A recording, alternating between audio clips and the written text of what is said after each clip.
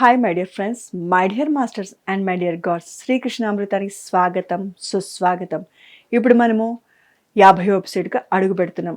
మరి ఇటువంటి గొప్ప ధ్యాన జ్ఞాన మార్గాన్ని అందించినటువంటి బ్రహ్మర్షి పితామా పత్రిజీ గారికి, పత్రి మేడం గారికి, సదానంద్ గారికి, భగవద్గీతకు శ్రీకృష్ణ పరమాత్మని కృతజ్ఞతలు చెప్పుకుంటూ ఈ సెగ్మెంట్ స్టార్ట్ చేసుకుందాం. మై డియర్ ఫ్రెండ్స్, భగవద్గీత 3వ అధ్యాయము 38వ శ్లోకం చక్కగా నేను చదువుతాను, శ్రద్ధగా ఆలకించండి. ధూమేన మ్రియతే వహ్నిః యథాదర్శో మలేన చ యతోల్బేనావృతో గర్భః స్తతా తేనేధమావృతం. చక్కగా పలకండి. ధూమేన మ్రియతే వహ్నిః యథా దర్శో మలేన చ యతోల్భే నావృతో గర్భః స్తతా తేనేధా మావృతం. తాత్పర్యమేమనగా పొగ చేత నిప్పు, ధూళి చేత అద్దం, మావి చేత గర్భంలోని పిండం కప్పబడినట్లు కామం చేత అంటే కోరిక చేత జ్ఞానం కప్పబడి ఉంది. అంటే ఆత్మకు సంబంధించిన జ్ఞానం, విచక్షణ జ్ఞానం కోల్పోయి ఉంది అని. పొగ చేత నిప్పు, పొగ ఉందనుకోండి, అక్కడ నిప్పు ఉందా ఏముందని కనిపించదు, ఇంపాసిబుల్. పొగ ఉన్నప్పుడు అక్కడ నిప్పుని గుర్తించడం. ధూళి చేత అద్దం, అద్దం చూసుకోండి, మనం ముఖం చక్కగా ఇలా చూసుకుంటే కనిపించకుంది, దుమ్ము ఉంది, దాని మీద అంతా ధూళి ఉంది. మావి చేత గర్భంలోని పిండం, మరి గర్భంలోని పిండం మావి ఎలా కప్పబడి ఉంటుంది బిడ్డ చుట్టూ. కామం చేత జ్ఞానం, అలానే కోరిక చేత నీ జ్ఞానం కప్పబడి ఉంది, విచక్షణ జ్ఞానం కోల్పోయి ఉన్నావు అని చెప్పడం జరిగింది. తాత్పర్యం ఏమనగా ధ్యాన వివరణ. బ్రహ్మర్షి పితామహ పత్రిజీ మనందరికీ చక్కగా ధ్యాన వివరణ ఇక్కడ వివరించి చెప్పారు. శ్రద్ధగా ఆలకించండి my dear friends, my dear masters, my dear God's. ఎంత తమోగుని అయినా, ఎంతటి రజోగుని అయినా, ప్రతి ఒక్కరి యథార్థ స్వరూపం సత్వమే. తమోగుణంలో ఉండవాడికైనా, రజోగుణంలో ఉండవాడికైనా మరి ప్రతి ఒక్కరి యథార్థ స్వరూపం ఏమి?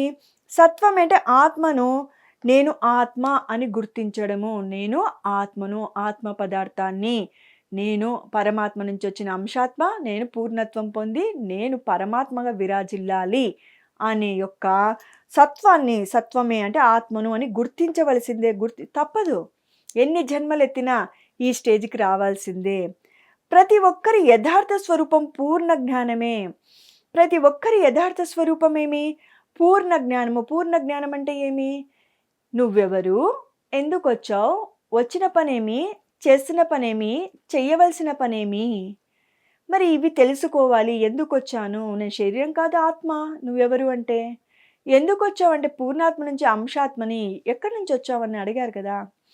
మరి ఎందుకు వచ్చావు? పూర్ణత్వం పొందడానికి వచ్చాను. మరి చేస్తున్న పనేమి? మాయలో పడిపోయాను. మరి చెయ్యవలసిన పనేమి? ధ్యానం చేస్తూ జ్ఞానాన్ని పొందుతూ మాయలో నుంచి బయటపడము. ఇవి కాకుండా మనము పొద్దున పగలు లేచినప్పటి నుంచి రాత్రి పడుకునే వరకు ఈ ప్రాపంచికమైనటువంటి వాటి మీద మనము రకరకాలుగా ఈ మాయలో మనము మునిగి తేలుతున్నాము అని ఇక్కడ వివరిస్తున్నారు. ప్రతి ఒక్కరు యథార్థ స్వరూపం సత్వమే అంటే ఆత్మను అని గుర్తించడం. ప్రతి ఒక్కరూ యథార్థ స్వరూపం పూర్ణ జ్ఞానమే. పూర్ణ జ్ఞానం అంటే ఆత్మస్వరూపుడిగా ఎదగాలి. నేను ఆత్మస్వరూపుణ్ణి అని తెలుసుకోవాలి. నా చుట్టూ ఉన్న వాళ్ళందరూ కూడా ఆత్మస్వరూపులే అని తెలుసుకోవాలి. నేను వేరు కాదు, వాళ్ళు వేరు కాదు అని తెలుసుకోవాలి. నేనే అన్నయ్య ఉన్నాను అని తెలుసుకోవాలి. అన్నిట్లోనూ నేనున్నానని తెలుసుకోవాలి. ఆత్మే కదా, అందరిలో ఉండేది ఆత్మే, నీలో ఉండేది ఆత్మే. నేనే అందరిలో ఉన్నాను అంటే ఆత్మరూపేణ అందరిలో ఉన్నావు. అందరిలోనూ నేనై ఉన్నాను అంటే అందరిలోనూ ఆత్మరూపంలో నువ్వు ఉన్నావు. అది తెలుసుకోకుండా నాకు మంచి, వీడు పితృడు, వీడు శత్రువు, వీడు సరిపోతాడు, ఆమె సరిపోదు అని మనము పంపకాలు చేసుకుంటూ మాయలో పడి దొర్లుతున్నాం. ప్రతి ఒక్కరి యథార్థ స్వరూపం పూర్ణ జ్ఞానమే. ఆ బీజంలో నుంచే, ఆ క్షేత్రంలో నుంచే జీవులందరూ జన్మింపబడ్డారు కనుక మరి చూడండి, మరి అందరి పూర్ణ జ్ఞానమేమి? నేను అనుకునేదాన్ని, భగవాన్ నువ్వు మమ్మల్ని అందరినీ చక్కగా ఈ కోరికలు ఒక హద్దుల్లో ఉండి విచక్షణ జ్ఞానంతో దుర్మార్గ పనులు చేయకుండా మంచిగా జన్మింప చేయొచ్చు కదా. ఎవరైనా తప్పు చేసినా నువ్వు వెంబడి శిక్షించొచ్చు కదా అని అన్నప్పుడు బ్రహ్మర్షి పితాపత్రిజీ ఒకరోజు క్లాస్‌లో ఒక అద్భుతమైనటువంటి కథ చెప్పారు. మరి ఎందుకు మనం ఇంత ప్రాసెస్ ఖనిజ, వృక్ష, జంతువు, మానవ సామ్రాజ్యం ఇన్ని ఎందుకు ఎత్తాలి? డైరెక్ట్‌గా మనము మంచి మానవుడిలా జన్మ తీసుకొని అందరితో మంచిగా ఉండి దైవత్వంగా విరాజిల్లొచ్చు కదా! అన్న ప్రశ్నకు గురువుగారు సమాధానం చెప్పారు. ఒక కథ చెప్పారు. గురుకులం ఒక రాజు ఉంటాడంట. ఒక రాజుకు అందాలులకే ఒక ముద్దు బిడ్డ పుడతాడంట. లేక లేక పుడతాడంట. అంటే పెళ్ళైన వివాహం అయినాక చాలా సంవత్సరాలకు పుడతాడంట. ఆ బిడ్డను 5 సంవత్సరాలు ఆ తల్లి, తండ్రి, అక్కడ ఉన్నటువంటి పరిచారకులు అద్భుతంగా మంచిగా అసలు గుండెల్లో పెట్టుకొని చూసుకుంటూ చాలా అద్భుతమైన రాజభోగాలతో ఆ బిడ్డ పెరుగుతూ ఉంటాడు. 5 సంవత్సరాలొచ్చాక అద్భుతమైనటువంటి బిడ్డకు విద్యా బుద్ధులు నేర్పియాలనుకుంటాడు. ధనుర్విద్య, మంచి విద్యావంతుడిని చేయాలా, జ్ఞానవంతుడిని చేయాలా, విలువిద్యల్లో సాటి లేని వీరుడిగా తయారు చేయాలా అని ఎవరు బాగా అద్భుతమైన గురువు అని తను అన్ని విధాలుగా తర్ఫీద్ అంటే అన్ని విధాలు రీసెర్చ్ చేస్తాడు, తెలుసుకుంటాడు. అద్భుతమైనటువంటి యోగీశ్వరుడి చేతిలో ఈ అబ్బాయిని పెట్టేస్తాడు. గురుకులంకి పంపించేస్తాడు. ఆ బిడ్డ పెరిగి పెద్దవాడైది అంటే 20 సంవత్సరాలు వచ్చేలోపు అన్ని రకాలుగా ధనుర్విద్య, గద విద్య, బాణ విద్య, అన్ని రకాల రహస్య విద్యలు, ధ్యానము, జ్ఞానము, సత్యము అన్ని రకాలుగా నేర్చుకుంటాడు. ఎందుకంటే అప్పుడు కోర్టులు, లాయర్లు ఉండేవాళ్ళు కాదు. భటులు ఎవరైనా దొంగతనం చేసిన వాళ్ళని రాజు ముందు నిలబెడితే మంత్రి, రాజునే వాడు నిజమా? కాదా? ఏం జరిగింది? అని అవగాహన కలగాలి అంటే, ఒకరికి తప్పు చేసిన వాడికి శిక్ష వేయాలంటే రాజుకు ధర్మం అంటే ఏమి? సత్యం అంటే ఏమి? వాడికి ఎటువంటి పనిష్మెంట్ చేయాలనే జ్ఞానము ముందు రాజుకు ఉండిండాలి. ఇప్పుడు రాష్ట్రపతికి కానీ, ప్రధానమంత్రికి కానీ ఆ డ్యూటీస్ లేవు. కానీ పూర్వపు రోజుల్లో ఆ రాజు యొక్క ధర్మం ఏమి? ప్రజలు ఎవరైనా తప్పు చేస్తే శిక్ష వేసే బాధ్యత రాజుది. మంచి చెడులు, తప్పొప్పులు కనుక్కొని వేసేది. మరి అటువంటి స్థితికి వెళ్ళాలంటే అన్యాయంగా వేరే తప్పు చేయనోడికి శిక్ష వేయకూడదు కదా! చెడ్డవాడికి వదిలిపెట్టకూడదు కదా! అందుకని ఇటువంటి తర్ఫీదంతా మునులు, ఋషులు, యోగుల దగ్గర ఈ తర్ఫీదంతా పొందిపిస్తారు రాజు తన బిడ్డకు, యువరాజుకు. 20 సంవత్సరాలు వచ్చేలోపు చక్కగా ఏమవుతుంది అంటే తండ్రి దగ్గరికి వచ్చి రాజు దగ్గరికి మునీశ్వరుడొచ్చి, "మీ బిడ్డని అద్భుతంగా తీర్చిదిద్దాను రాజా. నువ్వు పట్టాభిషిక్తుని చెయ్యొచ్చు" అంటాడు. అప్పుడు రాజు, "ఓకే. ఒక మంచి ముహూర్తం నిర్ణయించండి" అని అంటాడు. ఎందుకోసము? నేను ప్రశ్నిస్తున్నా, ఎందుకోసమో ఒక మంచి ముహూర్తం నిర్ణయించమంటాడు. మీరందరూ ఏమనుకుంటుంటారు? నిజమో కాదో నాకు తెలీదు కానీ యువరాజుని పట్టాభిషిక్తుని చేయడానికి కదా! అందుకే కదా మంచి ముహూర్తం కావాల్సింది. నేను కూడా అలానే అనుకున్నాను. మరి మరి గురువుగారు చెప్పేంత వరకు తెలియలేదు. పరీక్షించడానికి ఎంతవరకు మీరు తీర్చిదిద్దారు? నా బిడ్డ ముందు శక్తి సామర్థ్యాలు ఎంతవరకునే నాకు తెలియాలి కదా! ఒక రాజ్యాన్ని తన చేతిలో పెడుతూ, రాజ్య ప్రజల భవిష్యత్తును తన చేతిలో పెట్టేటప్పుడు, వారి మంచి చెడులు చూసుకునే యొక్క శక్తి సామర్థ్యాలు తినకున్నాయో లేదో అంటే యువరాజుకున్నాయో లేదని చెక్ చేయాలి కదా! నా రాజ్యాన్ని ఇయ్యొచ్చు, నా భోగాల్ని ఇయ్యొచ్చు. కానీ సమస్త ప్రజల యొక్క బాగోగుల్ని ఎటువంటి జ్ఞానం ఉందో లేదో, శక్తివంతుడో లేదో తెలుసుకోకుండా నేను ఎలా ఇస్తాను అని రాజు యొక్క దృక్పథం. చాలా మంచి విషయమే. శక్తి సామర్థ్యాలు చెక్ చేయండి ఎవరిస్తాము? ఎవరియ్యరు. సరే రాజుగారు, ఒక మంచి ముహూర్తం నిర్ణయిస్తాం. రాజుగారు అందరికీ దండోపాలు చేపిస్తారు. యువరాజు వచ్చాడు, పరీక్షింపబడుతున్నాడు. మిగతా రాజ్యాల్లో రాజులు కూడా వచ్చి తలబడొచ్చు ఫైట్‌కి. మీరు అతన్ని పరీక్షించొచ్చు, తలబడొచ్చు. గెలిచితే నా బిడ్డ రాజవుతాడు, ఓడితే మీరు రాజవుతారు అంటాడు. అందరూ వస్తారు. ఎవరు ఆ చాయిస్‌ని వదులుకుంటారు? 'బాహుబలి' పిక్చర్‌లో చూసారు కదా! ఇద్దరు అన్నదమ్ములకు తన తల్లి పరీక్షలు పెడుతుంది. ధర్మం గురించి పెడతారు, సత్యం గురించి పెడతారు, విలువిద్యల్లో పెడతారు, అన్ని విధాలుగా పెడతారు కదా! అలానే ఇప్పుడు యువతకు కూడా అర్థం అవ్వాలని కొన్ని ప్రాపంచికమైన విషయాలు కూడా తీసుకోవడం జరుగుతది. మై డియర్ ఫ్రెండ్స్, అప్పుడు తర్ఫీదు పొందినటువంటి బిడ్డ చక్కగా విలువిద్యల్ని చూపిస్తాడు. అమోఘం, అద్భుతీయమని రాజు ఆ యువరాజుని మహారాజుగా తయారు చేసి సింహాసనం మీద కూర్చోబెడతాడు. మరి ఇంత ప్రాసెస్ ఎందుకు మేడం? చక్కగా కూర్చోబెట్టొచ్చు కదా అని అనుకోవచ్చు. మరి ఎందుకు ఆ రాజ్యాన్ని ఇయ్యడానికి, రాజ్య ప్రజల శ్రేయస్సును ఆ బిడ్డ చేతిలో పెట్టాలంటే తనకు అటువంటి శక్తి సామర్థ్యాలు కావాలా? ఈ కథంతా ఎందుకు చెప్తున్నారు మాకు అనుకుంటున్నారా? మనము కూడా అంశాత్మక భూమి మీదకొచ్చి పూర్ణత్వం పొంది, మనల్ని కోటాను కోట్ల లోకాలు ఉన్నాయి అని గురువుగారు చెప్తూ ఉంటారు కదా! బ్రహ్మర్షి పితాంబత్రిజీ. అలాంటి లోకాలకు మనల్ని అధిపతి చేయాలంటే మన దగ్గర సత్తా ఉండాలి. ఖనిజ సామ్రాజ్యం గురించి అవగాహన ఉండాలి. వృక్ష సామ్రాజ్యం గురించి అవగాహన ఉండాలి. జంతు సామ్రాజ్యం నుంచి అవగాహన ఉండాలి. మానవుడి గురించి అవగాహన ఉండాలి. తమోగుణ గుణాల గురించి, రజోగుణం యొక్క గుణాల గురించి, వారి యొక్క కార్యకలాపాలు, ఆ గుణాలుంటే ఎటువంటి చేష్టలుంటాయి, ఎటువంటి కర్మలు చేస్తారు, ఎటువంటి ఫలితాలను పొందాల్సొస్తుంది, ఈ అవగాహన ఉండాలంటే మరి తప్పదు. జన్మలు తప్పదు. అనుభవాలు తప్పదు. అర్థమైందనుకుంటాను. అది అన్నమాట. ఓకే. అయితే మురికి చేత అద్దం కప్పబడి ఉంది. మురికి చేత ఏమైపోయింది? అద్దం కప్పబడి ఉంది. నివురు చేత నిప్పు కప్పబడి ఉంది. నివురు కనిపించకునింది. నిప్పు మీద బూడిద తెల్లగా ఉంటుంది కదా! అది కప్పబడి ఉంది. మావి చేత గర్భంలోని పిండం కప్పబడి ఉంది. అలాగే కామం చేత అంటే కోరిక చేత జ్ఞానం కప్పబడి ఉంది. ఇంగితం లేదు. ఆ కామంతోనే జ్ఞానం నశించిపోయింది. మంచి చెడులు లేవు. తప్పు ఒప్పులు లేదు. విచక్షణ జ్ఞానం కోల్పోయినవడము. గత శ్లోకంలో చెప్పుకున్నాం కదా! దుర్యోధుడు గురించి చెప్పుకున్నాము, శకుని గురించి చెప్పుకున్నాము, ధృతరాష్ట్రుని గురించి చెప్పుకున్నాము, హిరణ్యకశిపుని గురించి చెప్పుకున్నాము, భస్మాసురుడి గురించి చెప్పుకున్నాము. ఎంతమంది గురించి చెప్పుకున్నాము? ఎప్పుడైతే మరి అలాంటి కోరికలు భక్త తుకారంలోనే అదే పిక్చర్ చూసుకుందాం. భక్తిలో లీనమైన వాడు తుకారం. అవతల పక్కన ఆపోజిట్ ఉండేవాడు కామవితమైన వాంఛలు, బయట ఉన్నటువంటి జనాలకు మభ్యపెడుతూ, తన యొక్క కోరికల కోసం వాళ్ళని మోసం చేసి, అన్యాయం చేసి, డబ్బును సంపాదిస్తూ, ఆ డబ్బును తీసుకుపోయి ఒక వేశ్యకు ఇస్తూ, తన యొక్క కోరికలను తీర్చుకుంటూ, మంచివాడైన మీద వాడిని బాధ పెడుతూ, కష్టపెడుతూ, తన కుటుంబాన్ని రోడ్డుకి ఈడుస్తూ, ఇబ్బంది పెడుతూ ఉంటాడు. అవునా? కోరిక వల్లనే కదా దుష్కర్మ చేస్తున్నాడు. జ్ఞానం నశించింది. అదే తుకారము భక్తి మార్గంలో ఉన్నాడు, జ్ఞాన మార్గంలో ఉన్నాడు, విచక్షణ కోల్పోలేదు. అదే వేశ్య తనను మోహించిరానని వలలు పడవేసిన, అమ్మ నేను నీకు బిడ్డనై పుట్టలేదు కదా తల్లి, నువ్వు కొన్ని రోజులు పోతే నీ వయసు ఉడిగిపోతుంది, నీ కాళ్ళు పనిచేయవు, నీ చేతులు పనిచేయవు, నీ చర్మం అంతా ముడతలు పడిపోతుంది, కళ్ళు కనిపించవు, నీకప్పుడు నేను బిడ్డనై నీకు సపర్యలు చేసేవాడిని కదమ్మా అని అంటాడు. చూసారా? జ్ఞానం ఉంటే ఏమవుతుంది?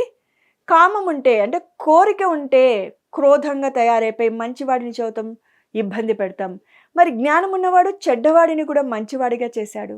ఇది కదా ఆత్మజ్ఞానము. మరి అలాగే కామం చేత జ్ఞానం కప్పబడి ఉంది. అద్దం మీద దుమ్ము కాస్త తీసేయాలి. అద్దం మీద ఉన్న దుమ్ము తీసేయాలంటే ఏం చేయాలి? కాస్తంత సర్ఫ్ వాటర్ వేసి చక్కగా ఒక న్యూస్ పేపర్ తీసుకొని తుడిచి, లేదా ఒక మంచి క్లాత్ తీసుకొని తుడిచే చక్కగా మన ప్రతిబింబం అందులో కనబడుతుంది. నిప్పు మీద ఉన్న నిపురు కాస్త కదిలించాలి. నిప్పు మీద ఉన్న నివురు కదిలించాలంటే గత శ్లోకాల్లో చెప్పుకున్నాం కదా, పూర్వము కట్టెలు పెట్టి వంట చేసేవారు. అగ్ని ప్రజ్వరిల్లాలంటే ఏం చేయాలి? ఆ తెల్లి ఊదుడు గుట్టంతో ఊదితే ఆ నిప్పు ప్రజ్వరిల్లుతుంది. అలానే నిప్పు మీద ఉన్న నివురు కాస్త కదిలించాలి అంటే కాస్త ఆనాపానసతి అభ్యసించాలి. ధ్యానం చేస్తే జ్ఞానం పొందుతావు. జ్ఞానం పొందితే సరి అయినదేది, సరికానిదేది తెలుసుకుంటావు. మరి భగవద్గీత ప్రకారము కోరిక ఏమి, అవసరం ఏది అని చెప్తే ధ్యానం చేసావు కాబట్టి కాసంత ఆనాపానసతి చేయాలని చెప్పారు కదా. మరి నిప్పు మీద నివురు పోవాలన్నా, అద్దం మీద దుమ్ము పోవాలన్నా మరి అంటే కాస్త ఆనాపానసతి అభ్యసించు అంటే ధ్యానం చెయ్యి. ధ్యానం చేస్తే ఏమొస్తుంది? ఎప్పుడైతే ఆలోచన రహిత స్థితికి వెళ్ళిపోతావో విశ్వశక్తి బ్రహ్మరంధం కూడా నీ లోపలికి ప్రవహిస్తుంది. అర్షడ్వర్గాలు నీలో ఉండే అర్షడ్వర్గాలు మటుమాయమవుతాయి. కామ, క్రోధ, లోభ, మోహ, మదమాచర్యాలు అర్షడ్వర్గాలు వాషౌట్ అయిపోవాలి. మరి మనము ఎప్పుడైతే కామం అంటే కోరికలు మించి, కోరిక వల్ల క్రోధము, క్రోధంతో లోభత్వము, నేనే తినాలి, నేనే ఉండాలి, అసూయ, అహంకారము, ఈర్ష్య ఇవన్నీ వెళ్ళిపోతాయి. ఎప్పుడు? కోసంత ఆత్మ ధ్యానం చేస్తే ఆ ధ్యానం ద్వారా సత్యం వైపు అడుగులు వేస్తావు. అంతేకాదు ఏం జరుగుతుంది ఆనాపానసతి వల్ల? శ్వాస మీద ధ్యాస పెట్టి ధ్యానం చేయడం వల్ల, శ్వాస లోపల నీ శ్వాసను నువ్వు గమనించడం వల్ల, శ్వాసతో పాటు నువ్వు ప్రయాణం చేయడం వల్ల శ్వాస నీ లోపలికి నిన్ను తీసుకుపోతుంది. నీ లోపల ఎవరున్నారు? ఆత్మరూపైన పరమాత్ముడు ఉన్నాడు. మంచి వాళ్ళతో స్నేహం చేస్తే మంచివారం అవుతాము, చెడ్డవారితో స్నేహం చేస్తే చెడ్డవారం అవుతాం. చూడండి మన పిల్లవాడు నోటిలో అనకూడని మాటలు మాట్లాడుతూ ఉంటే తల్లి ఏమంటది, ఎవరితో స్నేహం చేస్తున్నావు నాన్న, ఇలాంటి మాటలు మాట్లాడుతున్నావు అని దెబ్బలేస్తుందా లేదా? మంచివారితో స్నేహం చేయాలని చెబుతుంది. దాని అర్థమేమి? నువ్వు కూడా మంచి మాటలు మాట్లాడుతూ మంచి పద్ధతులు నేర్చుకుంటావు అని. మరి మనలో ఎవరున్నారు ఆత్మరూపేణ? పరమాత్ముడు ఉన్నాడు. మరి ఆయన గుణాలు ఏమి? ప్రేమ, దయ, కరుణ, జాలి, క్షమ, సహనం. ఆ గుణాలే నీ గుణాలవుతాయి. ఆ గుణాలు నీ గుణాలైనప్పుడు నువ్వు అద్భుతంగా విరాజిల్లుతావు. మనం అనుకుంటాము, ఏముంది ఇవి ఈజీ, ప్రేమతో, దయతో, కరుణతో ఉండడం. నీకు ఇబ్బంది పెట్టినోడిని కూడా, నీకు నష్టపరిచినోడిని కూడా, నిన్ను కష్టపెట్టినోడిని కూడా, నిన్ను అవమానించినోడిని కూడా క్షమించే గుణం, దయతో ఉండే గుణం, ప్రేమతో ఉండే గుణం, సహనం. సహనంతో వాడు ఎన్ని ఇబ్బందులు పెట్టినా, బాధ పెట్టినా తిరిగి కొట్టకుండా, తిరిగి వాడు మనకి నష్టపరచకుండా సహనంతో ఉండడం. సహనం అంత పెద్ద కష్టమా అని అంటే, సహనం అంటే ఎలా ఉంటుందో కథ చెప్పుకుందాం. ఒక అమ్మాయికి వివాహం జరిగింది. అత్తవారింటి వెళ్ళింది. ఎంతో అల్లారు ముద్దుగా పెరిగింది ఆ బిడ్డ. అత్తవారింటి వెళ్ళాక అక్కడ భర్త మంచివాడే, మామగారు మంచివారే. వాళ్ళ అత్తగారు ఆ అమ్మాయిని చీటికి మాటికి ప్రతిదానికి ఏదో ఒక రకంగా ఇబ్బంది పెడుతూ ఉండేది. తను ఏమి చేసినా పేర్లు పెడుతూ ఉండేది. తన భర్తతో కనీసం కూర్చొని కాఫీ కూడా తాగడానికి ఆమెకు స్వేచ్ఛ ఉండేది కాదు. వాళ్ళు సరదాగా గుడికి వెళ్ళాలన్నా, సినిమాకి పోవాలన్నా ఆమె అడ్డుపడేది. ఏమి చేయాలి అన్నా నీకు ఆ మాత్రం తెలియదా అనేది. అంటే ఏదైనా వంట చేయాలంటే ఏం చేయాలి అత్తగారు అంటే, నీకు ఆ మాత్రం తెలియదా? ఈ అమ్మాయి సరే నేనే చేద్దాంలే, తెలుసుకొని నాకొచ్చిన వాటిలో నేను చేద్దామంటే ఎంత అహంకారం, నన్ను అడగకుండా చేస్తావా అనేది. కూర్చొని ఉంటే పెద్దవారు ఎదురు కూర్చుంటావా అని కోప్పడేది. వాళ్ళ అత్తగారు వస్తున్నాను లేచి నిలబడితే, అందరి ముందు మమ్మల్ని రాక్షసులు చేస్తావా అనేది. కూర్చోవాలనో తెలియదు, నిలబడాలనో తెలియదు, వండాలనో తెలియదు, వండకూడదో తెలియదు. ఉన్న చీరలు ఏదో కడితే అంత అహంకారమా? నీ తండ్రి జమీందారా, మీ తాత జమీందారా, అన్ని మంచి మంచి చీరలు కడతావు అనేది. ఏదో ఉన్న వాటిలో ఏదో కాస్త పాత చీర కడితే మేము బీదవాళ్ళమా, మేమేమైనా అడక తినే వాళ్ళమా, అలాంటి చీరలు కడతావు అనేది. అంటే ఏమి చేయాలో అర్థం కాని స్థితి. భర్తకు చెప్పుకోలేదు, తల్లిదండ్రులకు చెప్పుకోలేదు. ఆమెకు దుఃఖం దుఃఖం. ఎట్టకేలకు ఒకరోజు పుట్టినింటి వెళ్ళప్పుడు తన తండ్రిని కూర్చోబెట్టి తన బాధనంతా వెళ్ళగక్కింది. తల్లిదండ్రులు ఏం చెప్తారు? సహనంగా ఉండమ్మా, ఓపికతో ఉండు, సర్దుకో, ఏదో ఒక రోజు తను మారుతుందిలే అని చెప్పేవారు. సరే నాన్నగారు అని ఈ అమ్మాయి వెళ్ళేది. అలా 3 నెలలకో 6 నెలలకో వస్తే ఈ పాప చెబుతూనే ఉంది, తట్టుకోలేనంత కష్టపెడుతుంది, బాధ పెడుతుంది. నా వల్ల కాకుంది నాన్నగారు, నేను నా శరీరాన్ని వదిలేస్తాను, నేను చనిపోతాను, ఆత్మహత్య చేసుకుంటాను. ఏ తండ్రి అయినా అప్పుడు కూడా సరేలేమ్మా అడ్జస్ట్ అవ్వు అన్నాడు కదా. తల్లి అంత పని చెయ్యొద్దు, నువ్వు ఎప్పటికీ అట్లాంటి పని చెయ్యొద్దు, 1 నెల ఆగు, నేను పరిష్కారం ఆలోచిస్తాను. ఇప్పుడే కదా నువ్వు చెప్పావు, ఇంత పెద్ద బాధ నీకుంది, చెప్తూనే ఉన్నావు, నేను కాదనలేదు. కానీ నిన్ను నువ్వు వదులుకోవాలి, నిన్ను శరీరాన్ని త్యజిస్తానంటున్నావు, నేను మృత్యువాత పడతా అంటున్నావు. తగదమ్మా అనేసి నేను ఆలోచించి పెడతాను, నువ్వు హాయిగా వెళ్ళిరా, నేను నీకెందుకు, నేను ఈ సమస్య నుంచి బయటపడేస్తాను, నన్ను నమ్ము అన్నాడు. ఆ బిడ్డ ఆనందంగా వెళ్ళింది. 1 నెలలో మా నాన్న ఏదో ఒకటి పరిష్కారం చూపుతాడు అని. 1 నెల తర్వాత భర్త పర్మిషన్ తీసుకొని అత్తగారి కాళ్ళ వేలపడి ఎట్టకేలకు తండ్రిని చేరుకైంది. నాన్నగారు ఆలోచించారా నేను ఈ సమస్య నుంచి ఎలా బయటపడబోతున్నాను అని అడిగింది. అప్పుడు వాళ్ళ తండ్రి ఇంట్లో నుంచి ఒక చిన్న వైట్ కలర్ పాయిజన్ బాటిల్ తెచ్చిచ్చాడు. ఒక్కొక్క డ్రాపే వేయి, అత్తమ్మ కాఫీ తాగినా తిన్నా ఏమి చేసినా ఒక్కొక్క డ్రాపే వేయాలి.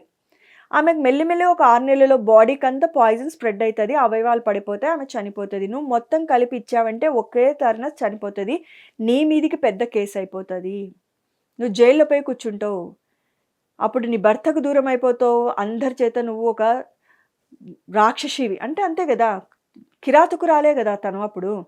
అంటే అప్పుడు ఏమంది ఆ అమ్మాయి, నాన్నగారు నేను జాగ్రత్తగా వ్యవహరిస్తాను అన్నాడు. కానీ వాళ్ళ నాన్న 2 చెప్పాడు కదా. ఒకటేమో ఒక్కొక్క డ్రాపే వెయ్యి, రెండవదేమి షరతు, మీ అత్తమ్మ ఏ పని చెప్పినా ఈ టైంలో దయచేసి నీకు పుణ్యం ఉంటుంది, చిరునవ్వుతో అవును అత్తమ్మ మీరే రైటు, అయ్యో నాకు తెలియదండి, మీరు భలే చెప్తారే, అవును నేను బయటికి పోను, ఏం చేయాలి బయటికి వెళ్ళి, నేను మీతో సరదాగా ఉంటాను, కొడుకుతో పోవద్దు అనిందనుకో మీ హస్బెండ్తో, బాధపడొద్దు, ఏడుస్తూ మొహం పెట్టొద్దు, అందరికి అనుమానం వస్తుంది నీ మీదే. మీ అత్తమ్మ గారు ఏం చెప్పినా సరే అత్తగారు, సరే సరే అయ్యో మీరు బాగా చెప్తారబ్బా, మీకు చాలా నాకు నచ్చుతారు మీ మాటలు, మీ చేష్టలు, మీరేది చెప్తే అది వింటానండి. ఇది వద్దా? ఆ! సరే. అది వద్దా? ఆ! సరే. ఏమన్నా వంత పాడు ఓకే. ఓకే అను అని అన్నాడు. సరే నాన్నగారు అని వెళ్ళింది. ఒక్కొక్క డ్రాప్ ఏసిస్తుంది. వాళ్ళ నాన్న చెప్పినట్లు వాళ్ళ అత్తకు ఏది విరుద్ధంగా కాకుండా, ఏడవకుండా, బాధపడకుండా ఆమె ఏది చెప్పినా అవునండి. మీరు రైట్ అండి. ఓకే అండి. సరే అత్తగారు. సరే మీ ఇష్టం. ఏది చెప్పినా ఇలానే ఉంటుంది. ఓ 3 నెలల తర్వాత ఏడ్చుకుంటూ వచ్చేసింది పుట్టినింటికి. వాళ్ళ నాన్నకి చానా భయమేసింది. ఈ అమ్మాయి మొత్తం ఏసేసిందా? పొరపాటున ఆమె చనిపోయిందా? ఈ పాపని పోలీసులు పట్టుకపోతారా? అని భయమేసేసింది. ఎందుకమ్మా ఏడుస్తున్నావు అన్నారు. నాన్నగారు మా అత్తమ్మ చనిపోకూడదు అని. ఇన్ని రోజులు చనిపోవాలా అంటివి, నేను చనిపోతా అంటివి, ఇప్పుడు అంత లోపల ఏమైపోయింది? లేదు నాన్నగారు నన్నెంతో ప్రేమతో చూస్తుంది అన్నాడు. అప్పుడు ఆ తండ్రి చెప్పాడు, అది విషం బాటిల్ కాదమ్మా. అది ఎటువంటి మీ అత్తగారికి ఎటువంటి ఉపద్రవం తెచ్చిపెట్టదు. నేను నీకు అమ్మా మంచిగా ఉండు, ప్రేమతో ఉండు, కరుణతో ఉన్నట్టు ఉన్నావు. ఎలా ఉన్నావు? సహనంతో లేవు.